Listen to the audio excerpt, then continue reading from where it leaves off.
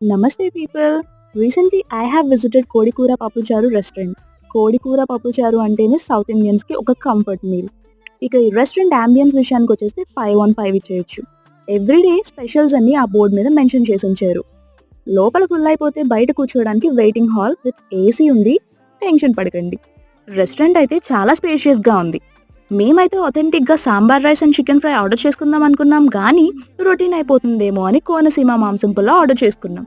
అయితే కాంప్లిమెంటరీగా మిర్చి bajji and Malay sweet ఒకటి ఇచ్చారు. స్వీట్ అయితే చాలా బాగుంది.